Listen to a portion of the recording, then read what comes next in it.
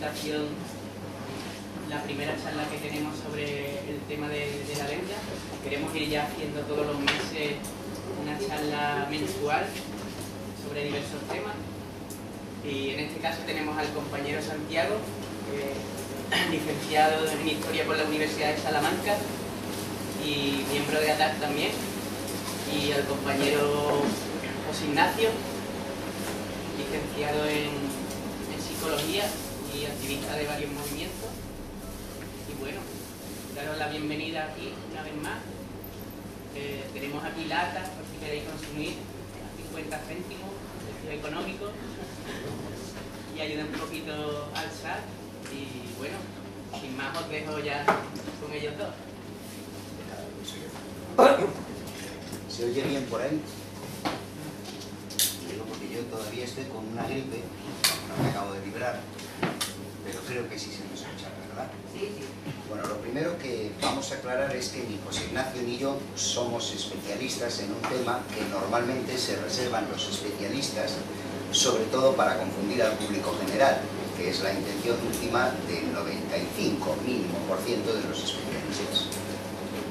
Cualquier persona que tenga cierto interés en un tema, mientras no sea excesivamente técnico y la economía no lo es, pese a que lo presenten como tal, puede estudiar tranquilamente y tomarse el tiempo para contrastar los datos y aprenderlo. Eso es lo que hemos hecho tanto José Ignacio como yo, como muchos que no somos economistas ni tenemos ningún interés en serlo.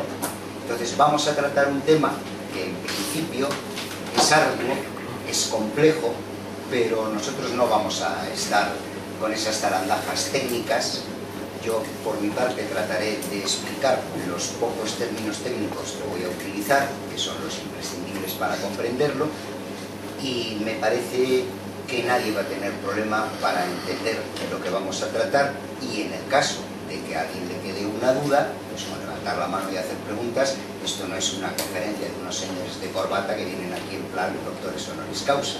Somos gente como cualquiera de vosotros que nos hemos tomado simplemente unas molestias específicas en conocer este asunto que, para mí, por lo menos, es el más fundamental de la política española hoy día, igual que lo es de la griega, la portuguesa, la irlandesa, la islandesa y de muchos que van a venir detrás de nosotros.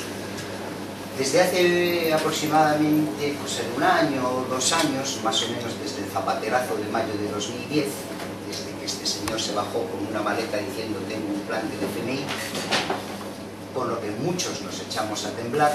Los que hemos estudiado un poquito de historia sabemos lo que es un plan de FMI porque siempre es el mismo, nunca hay variaciones. Entonces uno enchufa el telediario y o la primera, segunda, o la noticia, o la tercera, o todo el telediario es una cosa que se llama prima de riesgo, de la cual nadie había oído hablar hasta esas fechas.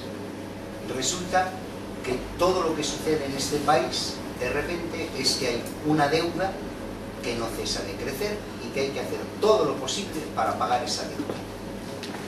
¿Habíamos oído antes hablar de esa deuda?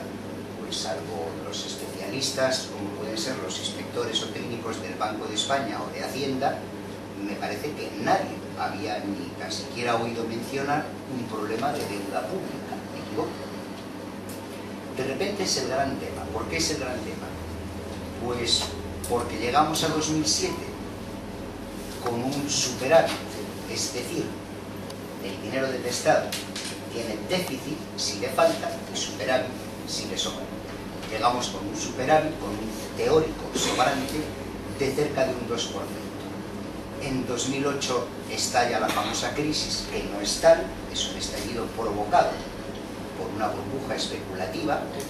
Además, aparece en el mismo sitio que en 1929, la crisis de 1929 se produce porque caen los precios de unos terrenos de Florida que habían sido especulativamente elevados, y en este caso es exactamente igual, es por unos terrenos de Florida del banco Lehman Brothers. Se produce la quiebra de Lehman Brothers y a partir de ahí comienza el gran agujero de la deuda. Empiezan a destaparse cifras de qué es lo que ha estado pasando. ¿Qué le ha estado pasando a España?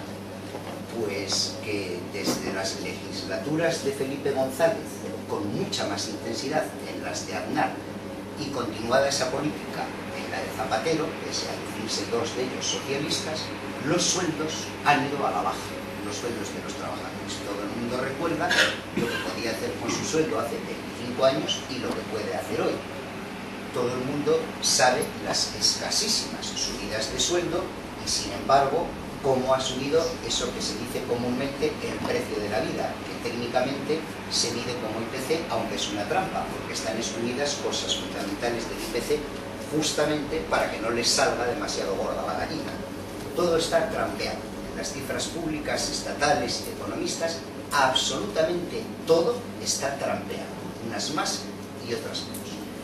Entonces, esa bajada consecutiva durante varias décadas, sobre todo, como digo, con la ley de liberalización del suelo de Aznar, que fue acompañada de unas leyes laborales de flexibilización. Flexibilización siempre significa peores condiciones para los trabajadores.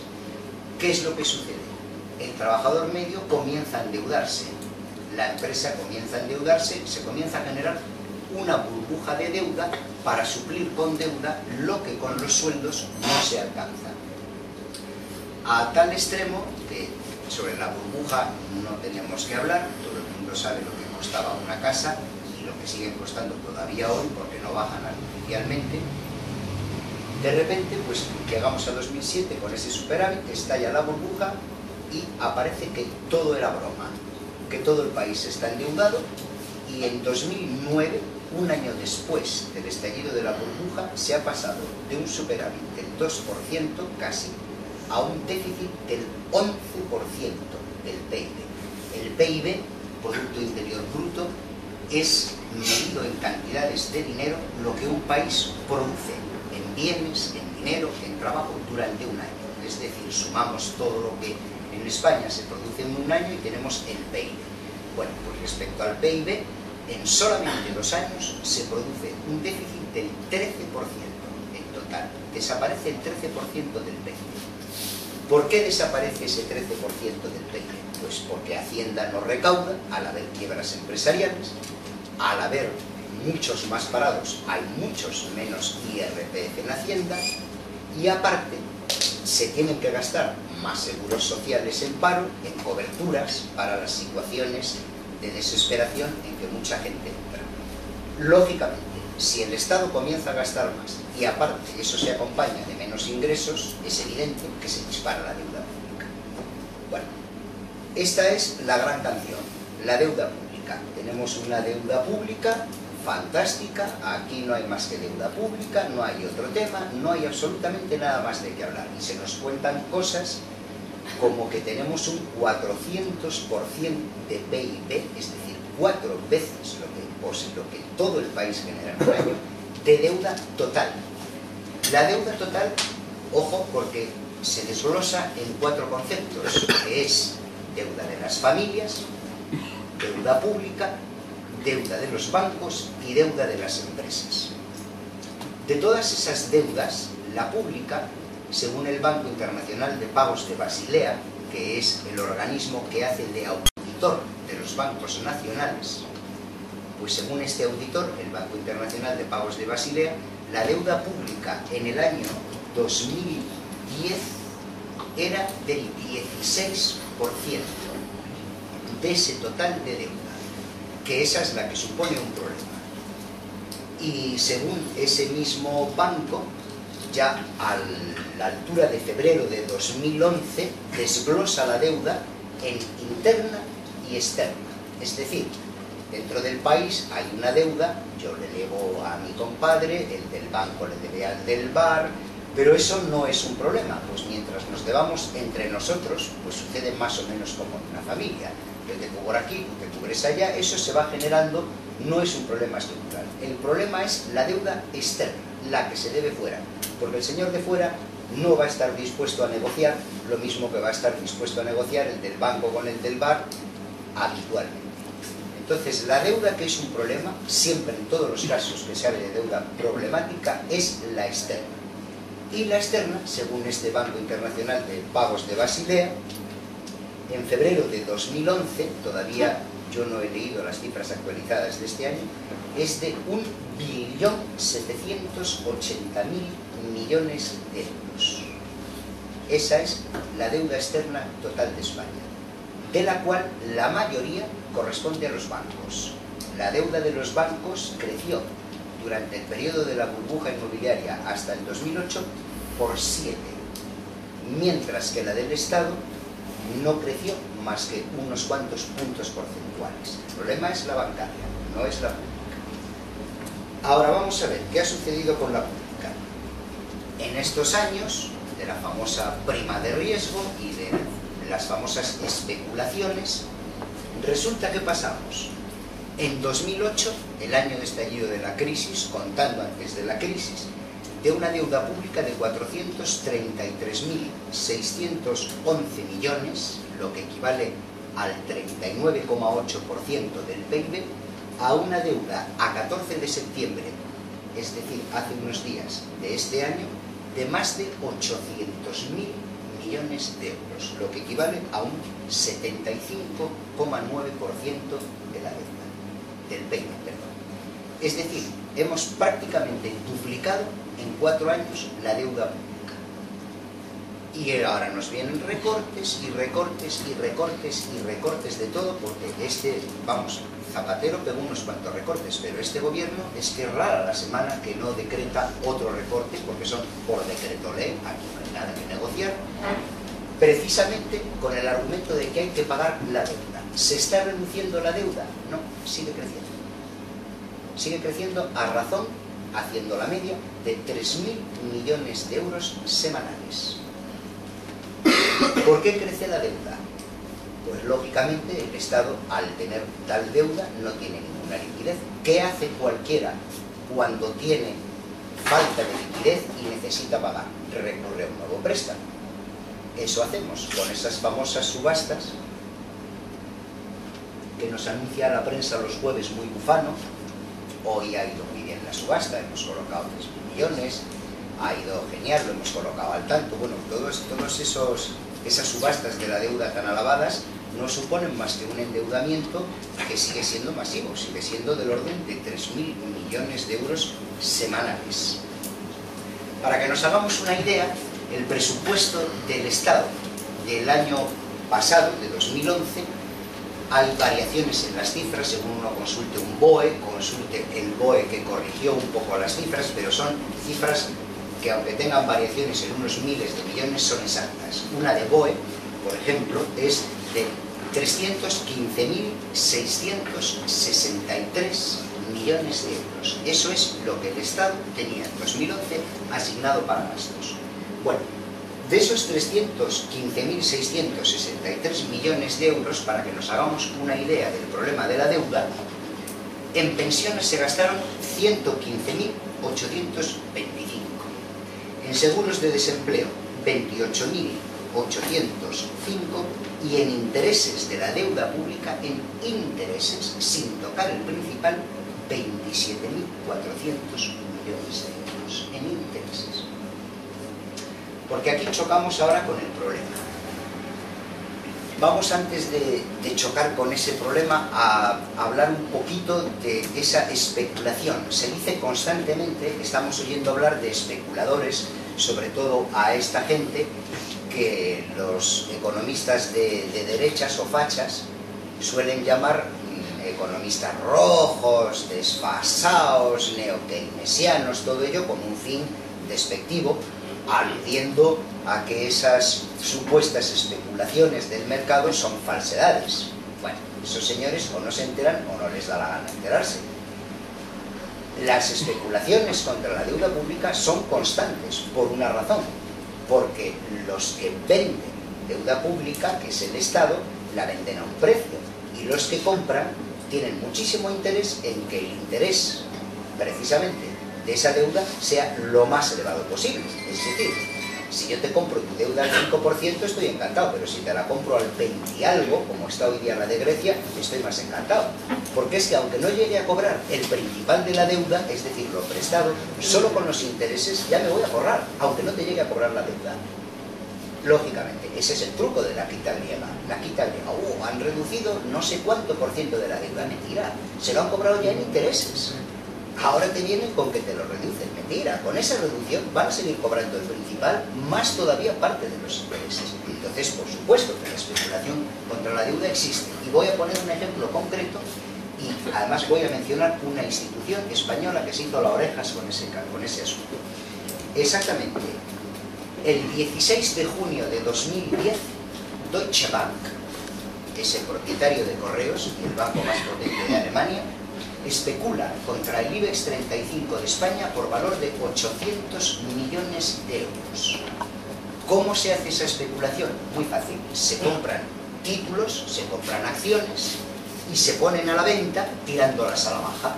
Eso crea una alarma y esa alarma da al mercado la sensación de que esos valores se precipitan, con lo cual todo el mundo suelta esos valores, se va ese valor a la baja y lógicamente eso pasa, traducido a los términos económicos, a el país se hunde, la próxima subasta de deuda va a ser más caro el interés, ya que se hunde el país, no nos guiamos del país, vamos a pedir más por el interés de la deuda. Deutsche Bank es comprador de deuda española, uno de los más grandes. Bueno, pues de esos 800 millones de acciones que tiró Deutsche Bank el 16 de junio de 2010, solamente 592 de ellos eran contra el BBVA, para que el valor de BBVA bajase, precisamente atacando a los bancos, porque es el punto más flojo. Si los bancos son inestables, cualquiera se fía de la deuda que emite ese país. Esto el 16 de junio de 2010. Con el conocimiento de la Comisión Nacional del Mercado de Valores, que es la encargada de inspeccionar estas operaciones, y una carta remitida por Deutsche Bank, existe la carta, a la Comisión Nacional del Mercado de Valores diciendo que por favor mantenga confidencialmente esas operaciones. Y la Comisión Nacional del Mercado de Valores, en vez de defender los intereses de su país, guarda silencio sobre la cuestión, por lo cual esa especulación se volvió a repetir varias veces. Este es un caso concreto de un día concreto, y la complicidad de una institución reguladora española contra la propia deuda de España. ¿Por qué? Porque al señor de la Comisión Nacional de Mercado de Valores, como al del Banco de España, le importa tres pepinos el país. Lo que le importa es la comisión que se va a llevar por ganarse. Eso es.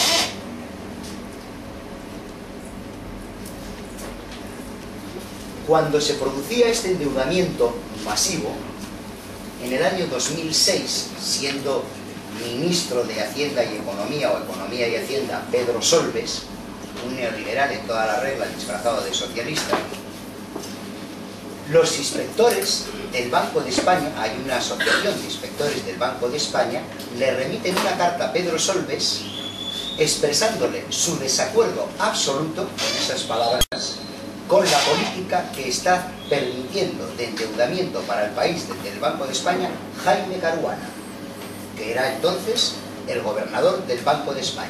Y le expresan a Solbes lo siguiente: el endeudamiento que está permitiendo este señor es insostenible, hay que corregirlo como sea. Solbes recibe la carta, se hace las orejas y continúa la fiesta, sin ningún problema. Es decir, avisos de los técnicos, de los funcionarios técnicos, que sí saben las cifras, a los políticos los ha habido constantes, hasta una carta de la Asociación de Inspectores del Banco de España. Pero los políticos no tienen ni el menor interés en llevar el país adelante, porque lo que les interesa a ellos es tener a su consejero en tal caja, su comisioncita en tal sitio y a fulanito colocado donde no sé qué. Y si meten mano a todo eso, se les acaba la fiesta. ¿Qué estaba sucediendo en los bancos mientras? Especialmente en las cajas de ahorros. Pues que las cajas de ahorros tenían unos consejos de administración que daban créditos a troche y moche en cada comunidad a su afinidad ideológica. En Valencia, la CAM fue el banco del PP, aquí Caja Jerez, cuando existía, fue el banco del PSOE. Han desaparecido deudas de los ordenadores de Chávez, de Caja Jerez, todavía podéis investigar en gente de Caja Jerez que lo saben. Han desaparecido deudas de Izquierda Unida, de Caja Jerez, de Caja San Fernando, del PSOE, y te cuento, por ejemplo, del PSOE. A los 2 días del decretazo de Zapatero, del plan del FMI, el Banco de Santander le anula la deuda de 16 millones de euros que todavía tenía desde la época de la campaña del sí a la OTAN, que primero era que no y luego era que sí. Bueno, pues tenía 16 millones todavía de euros, 2.000 y pico millones de aquellos, pendiente con el Santander.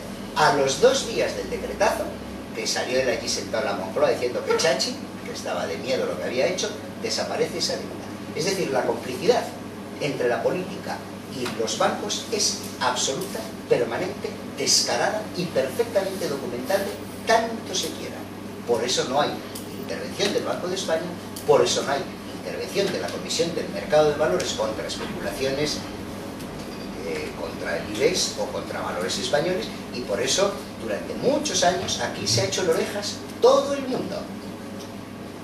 ¿Quiénes estaban de consejeros en las famosas cajas? Bueno, pues aparte de los técnicos, de vaya usted a saber qué, porque alguno ha confesado que no sabía ni a qué iba, eso sí, cobraba, y bien, el que confesó que no sabía ni a qué iba. Bueno, pues todos estos tenían políticos al mando. ¿Quiénes eran los políticos en las cajas? Según la zona, el PSOE, partido número 1 en representantes en las cajas, el PP, partido número 2, Izquierda Unida, partido número 3, y comisiones y UGT tenían, por lo menos que yo haya visto, 54 representantes en las cajas de ahorros. Todos silbando al viento ante lo que veían. Absolutamente todos. ¿O alguien ha oído a un consejero decir, yo no estoy de acuerdo con esto? ¿Qué está pasando aquí? Al revés, hace nada, el señor este tocho del bigote se ha descalzado diciendo que le parece estupendo el rescate de los bancos. Me parece formidable. Porque es que si dice lo contrario, es abrir la caja de los truenos y empezar a ver qué hacían. Entonces, lo primero es, vamos a dejar muy claro que quienes se han tenido que ocupar de regular estas cosas eran cómplices de los culpables, como poco, si no culpables. ¿A qué se dedicaban en las cajas? Bueno, pues a conceder créditos para el aeropuerto de Castellón, 150 y tantos millones que costaba, sin licencia de vuelo, con los informes técnicos en contra, por la proximidad de aeropuertos catalanes o valencianos, y ojito, que es que el aeropuerto de Castellón hoy sigue siendo un sitio para que pasen los conejos, pero vale entre 6 y 8 millones además el mantenimiento, porque es que hay un director del aeropuerto de Castellón, y hay un halconero del aeropuerto de Castellón, y hay un tío que barre las pistas. 6 y 8 millones en un aeropuerto en el que, como se choteaban hace poco, han llegado antes a Marte que al aeropuerto de Castellón. Aeropuerto de Castellón, voy a ver más ejemplitos por ahí. 150 kilos más 6,8 de mantenimiento. Aeropuerto de Huesca, sitio, por favor, concurrido turísticamente donde se vea, 40 millones. Aeropuerto de Lérida, otro sitio que el turismo lo tienen que desplazar porque no les cabe, 100 millones. Aeropuerto de Ciudad Real, Caja Castilla-La Mancha, un señor socialista, 1.000 millones de nada en este caso, aquí anduvieron sin tonterías. Propietario del 68,8% de las acciones del aeropuerto, Caja Castilla-La Mancha. Consejeros de Caja Castilla-La Mancha, no vamos a ir solo contra los socialistas. El marido de Dolores de Cospedal, que era un señor que, como todos los consejeros de la Caja, tenía la costumbre de pedir créditos que no devolvían. Los consejeros de las cajas han pedido los créditos que les han dado la gana en las cajas a interés cero, pero además han tenido los santos cojones de no devolverlos todavía, a día de hoy. Yo no sé de devoluciones de consejeros. El marido de Dolores de Cospedal, la señora esa de la austeridad y los cristos en Toledo. Bueno, lo de las cajas, claro, ¿qué pasó? Se destapó la perdiz, todo inversiones ruinosas para nosotros, porque el tipo que construyó el aeropuerto de Castellón, ese se lo llevó tieso, y el de Huesca igual. Aves, aeropuertos, autopistas, tenemos en proporción, me parece que somos el país número 1 en líneas de alta velocidad, tenemos más que Alemania, me parece que andamos como por China, una cosa por el estilo. El problema es que esto es una provincia, una esquina de China. Todo eso con informes de técnicos en contra. Claro, se hace un AVE, como el que se acaba de cerrar, que iba de Madrid a este sitio tan exótico, Teruel, me parece que era. Terrenos que se tienen que pasar para el AVE, que el marido de Esperanza Aguirre. Joder, qué casualidad. Claro, tengo un terreno de mierda que no me vale ni para que pasen las cabras y de repente, peta, se revaloriza, me lo llevo, te queda en AVE. Con todos los informes técnicos en contra, en todos los casos. ¿Qué sucede? Bueno, los políticos actúan de su manera. Yo monto la obra, me lo llevo en la caja, se lo lleva mi compadre, se lo lleva el otro, y ahí te queda la deuda pública. Bueno, por supuesto, eso necesita una auditoría, pero eso es una cuestión bastante prolija, bastante un grupo de especialistas que tienen que auditar específicamente todas esas cosas y determinar cuál de esa deuda es ilegítima. Pero vamos a entrar en la ilegítima a secas, que es la de un informe que voy a leer aquí. Hay un informe sobre deuda ilegítima que se molestó en hacer un señor que se llama Agustín Turiel Martínez, inspector de Hacienda, interventor y auditor del Estado, o sea que este controla las cuentas del Estado desde cualquier punto, porque es desde inspector de Hacienda a auditor de sus cuentas, las del Estado. Este señor redacta un informe sobre la legitimidad de la deuda pública de la Administración Central, no habla ni de las autonómicas, del Estado en España, en 2010.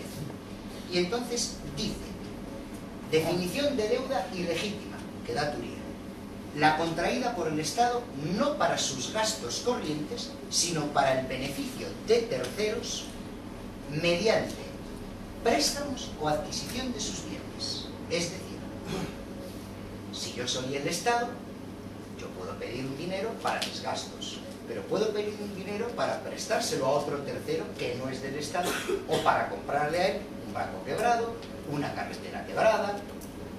El tema, la verdad es que yo estoy tratando de acotarlo porque es para hablar y no parar. Pero ¿se entiende ese concepto? Dinero prestado por el Estado no para sus gastos ni sus beneficios, sino para dejar a otro tipo, a un banco o a comprar, por ejemplo, pues bienes de un banco que no valen nada. Bueno, Turiel hace un análisis súper detalladísimo en 30 y tantas hojas de, y estoy hablando de 2010, de la deuda que el Estado ha contraído así, para prestar a terceros. En 2010 son 120.842 millones de euros, un 12% del PIB. En 2010. No estamos hablando ni de ese famoso banco malo, ni de los 100.000 millones de euros que se han pedido de rescate, este de Guindos y el otro mongolo, iba a decir. No estamos hablando por lo menos de otros 150, 160.000 millones, ¿eh? Estamos hablando a 2010, y ya en 2010 son 120.842 millones según Turiel. A día de hoy esa cifra está duplicada como poco, porque cuando Turiel está analizando en 2010 esas cifras, está hablando de un FROB, de eso que se inventaron con Zapatero, Fondo de Reestructuración Ordenada Bancaria, que había que rescatar a los bancos. Estaba hablando de 9.000 millones de euros de FROB. El último decreto que amplía las cantidades que tiene el FROB para disponer para los bancos habla de 120.000 millones máximo. Es decir, esto puede estar muy a gusto entre los 250.000, 300.000 millones de deuda que no es nuestra, que es de unos bancos a los que se nos está endeudando a nosotros para prestárselo a ellos. Eso es deuda ilegítima, por lo menos en esas cantidades. Insisto, yo estoy haciendo una síntesis muy resumida, traduciéndolo conforme a lo que soy capaz de entender para gente común. Me parece que se me entiende, ¿verdad? Todo esto es más técnico, tiene más vueltas y es... hay que pasar por una auditoría para una cosa así. Esto es muy general, pero por general que sea, es preciso las cifras que estoy dando. Bueno, resulta que el discurso para justificar que tenemos que pagar esto, Montoro acaba de decirlo otra vez, que todos tenemos que perder, me ponen negros estos tíos cada vez que los veo, es lo de sistémico. Aquí de repente salió que el banco es sistémico. No hay churrerías sistémicas, pero hay bancos sistémicos. Un banco sistémico se dice que es aquel que tiene tantas ramificaciones en la economía que si quiebra se lleva por delante la economía de un país. Banco sistémico, Bankia era sistémico. No sé si era sistémico o no, aquí se nos contó que es sistémico. Mentira, ahora yo leo aquí un pequeño informe que circula en vídeo, muy bien hecho, de un señor que se llama Francisco Villuela, que es director de una agencia de inversiones, Independent Advisor. Eso es una agencia de inversiones. O sea, ese señor ni es un comunista pirao, ni es un sindicalista con ganas de dar guerra, ni es ningún tipo de rojo. Es más bien un señor muy de derechas, muy neoliberal, que se dedica a asesorar cómo forrarse a gente que se quiere forrar. Es decir, es una opinión nada tendenciosa para nosotros, sino que podríamos decir es del bando contrario. Bueno, Francisco Villuela dice: ni una entidad en España es sistémica, ni una sola, para empezar. Y segundo, el Estado debería dejar quebrar todos los bancos que ha rescatado, al no ser sistémicos, para empezar, en mi opinión, aunque lo fueran. Pero bueno, respetando ese dogma del sistémico, debería dejar quebrar todos. Y además, una quiebra se hace en este orden. Primero quiebran los accionistas, es decir, propietarios de una parte del banco, que es un accionista. Segundo, quiebran los inversores en una cosa que se llaman bonos subordinados, es decir, tipo de inversión que depende que tú lo cobres, si sobra dinero o no, no vamos a entrar en esos detalles. Tercero, quebrarían los inversores en bonos no garantizados. Y cuarto y último, quebrarían los depositantes, es decir, si nos ponemos a quebrar un banco, primero quiebra el dueño, después quiebra el señor de una cosa que se llama bono subordinado, después habría que seguir arrancando dinero al de los bonos no garantizados y por último habría que recurrir al señor de los bancos. Bueno, lógicamente todos estos señores han puesto unas cantidades en los bancos, que son las siguientes. Accionistas. Los accionistas tienen en España en total en los bancos 400.000 millones de euros. Inversores de bonos subordinados tienen en total en España 100.000 millones de euros. Inversores en bonos no garantizados tienen en total en España 200.000 millones de euros. Total, 700.000 millones de euros para que puedan pagar la quiebra de los bancos. No, se saltan el proceso y directamente para nosotros. ¿Es ilegal o no es ilegal esa deuda? No solo es ilegal como está contraído, sino que es de una jeta tremenda, porque es que encima hay 700.000 millones de euros para llevar esa quiebra en metálico. Ahí los tienen, y si no los tienen, que los pinten, porque teóricamente los tienen. Bueno, una vez contado así, por encima ligeramente, que existe una deuda legítima que no es de menos de 250, 300.000 millones de euros, que tenemos 700.000 millones para acometer esa quiebra, es evidente que debe ser un objetivo de cualquier persona con sentido común no permitirse atracar de esta manera. ¿Por qué se nos recorta educación? Para los bancos. ¿Por qué se recorta todo tipo de servicios sociales? Para los bancos, para los bancos, para los bancos. Todo lo que se hace para meter a los bancos. Bankia, 23.500 millones de euros el otro día, porque ahora ya salió otro diciendo que son 26.000. Y al final cantarán que son 70 o 80.000, que debe ser lo que de verdad tienen de déficit, tienen de agujero preparado. ¿Cómo? Mediante esas inversiones ruinosas, mediante los pedazos de sueldos que se han estado llevando, porque se lo han estado llevando todos crudo, mientras iba la quiebra. Y, lógicamente, todos estos encalones a la deuda pública, lo veis que van acompañada la noticia de ese déficit bancario a las 2 o 3 semanas con otro recorte. Es decir, todo lo que se nos está robando con toda la jeta es para esta gente, para estos accionistas, para estos banqueros que no han palmado todavía ni un duro. Y aquí tienen 700.000 millones a disposición. Es evidente que existe una complicidad absoluta de la clase política enterita, diga lo que diga, menos algunas excepciones como Alberto Garzón. Es evidente que existe una complicidad con el poder financiero, porque si no, habrían decretado la quiebra y habrían dicho los 400.000, pero es que con los 400.000 ya está salvada la situación, no habría que llegar ni a los bonos subordinados, ni a los no garantizados, ni mucho menos a los pequeños inversionistas, a los pequeños depositantes.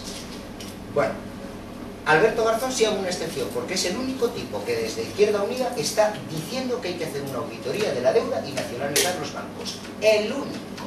Porque ya digo, Tocho desde sus comisiones ha dicho que de miedo. El otro ya no dice más que dónde está la puerta para que no se le vea, no aparece. Y los demás, pues sigan al viento. Claro, ¿qué van a decir en Izquierda Unida gente como Moral Santín, que era el consejero mejor pagado de Caja de Madrid? El tío que más cobraba en Caja Madrid, cerca de 500.000 euros anuales, era el representante de Izquierda Unida, que como es un pájaro que hasta en Izquierda Unida cae mal, tuvo sus problemas, pero inmediatamente saltaron a salvarle el puesto, ¿quién? Los consejeros de comisiones obreras que había en Caja Madrid.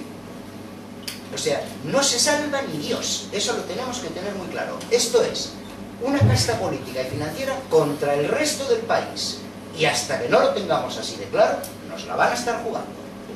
¿Qué hay que hacer ahora?